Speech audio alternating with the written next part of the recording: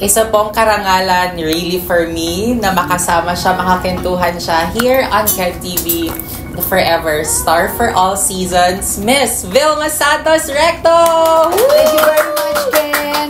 Maraming salamat. No, thank you very much din po, ma'am, for accepting this interview at makakentuhan ka. Nakwento ko kanina kay Ate V. Wow, naki Ate V. Yeah, oo naman. Diyos ko.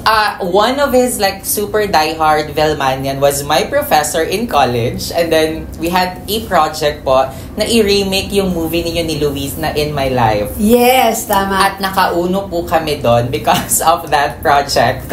So hello, Doc Gan. Hello. I know you will see this kentuhan. Hi, Ronnie. I love you. Yes. Okay, so now you're here po in Davao City for a very special movie project, which is an official entry to the 50th Metro Manila Film Festival, Yes. The Uninvited. But this time we are invited for this kentuhan. Yes. If not all po, most of the roles you played already. So what made you say yes to accept this project? I've been in the industry for more than 62 years already, no? Parang not for anything, modesty aside, parang ang dami ko ng mga roles na nagampanan, minsan paulit-ulit na. And naisip ko nga for 62 years, parang ito yata yung role na hindi ko pa nagampanan.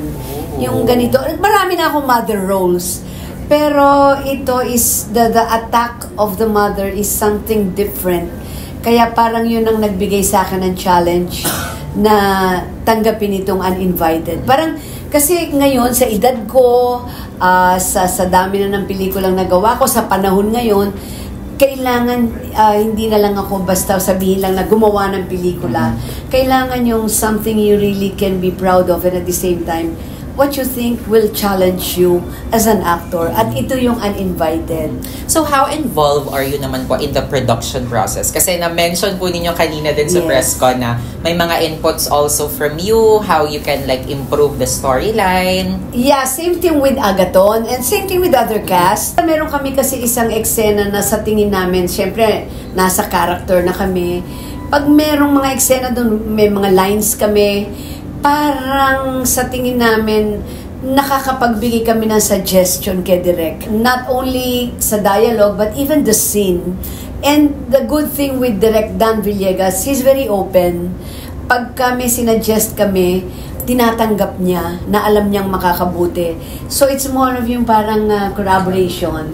So So yun ang nangyari dito sa Uninvited. May mga scenes kami na sinasuggest na tinanggap ni Direk, even with lines na sa tingin namin mas mabigat, mas believable, parang ganon. So what did you discover po about yourself during this whole process of making The Uninvited?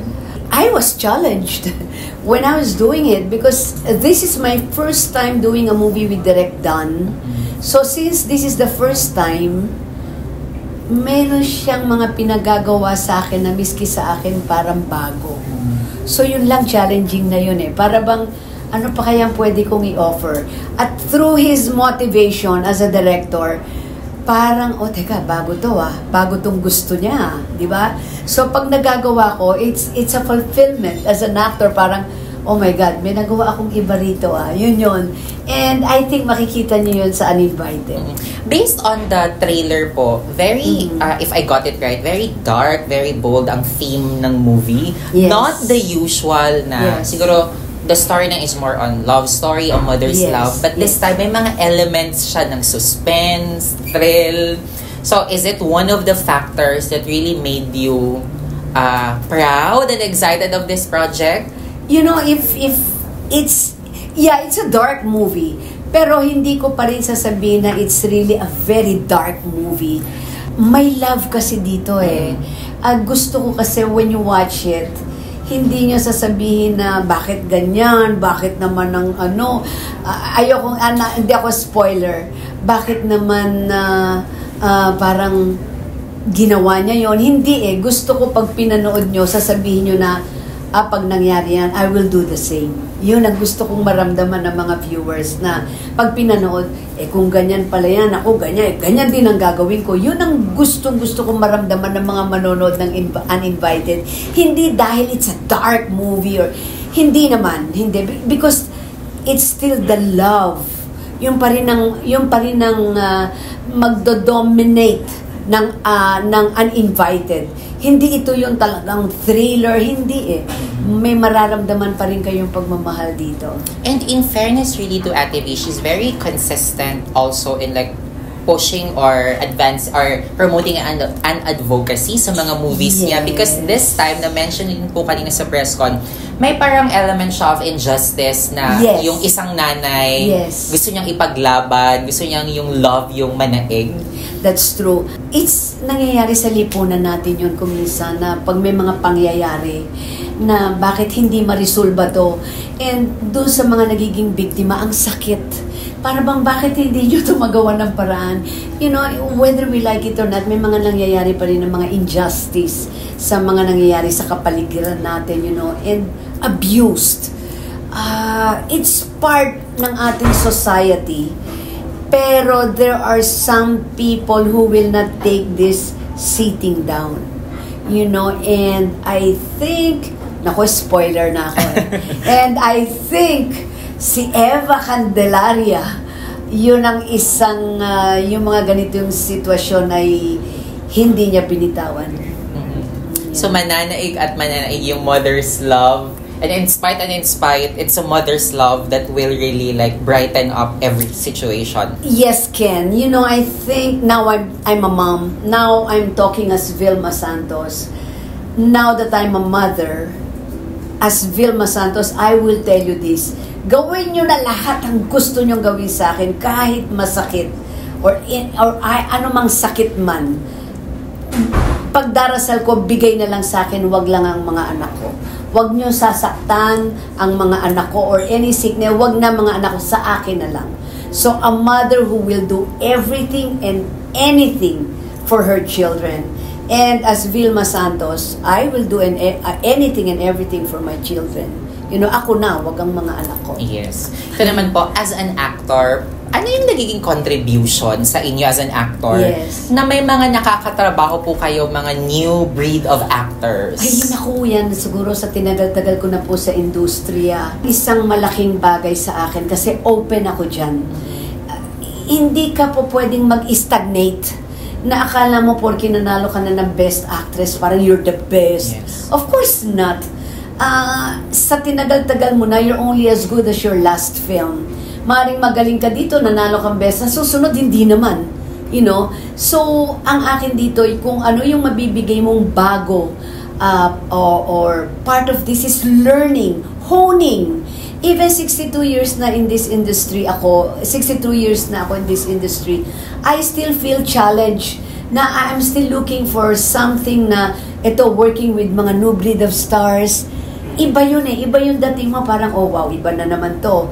Maybe they will learn something from me, but ako rin, vice versa. I know I'm going to learn something from them, especially with that generation now.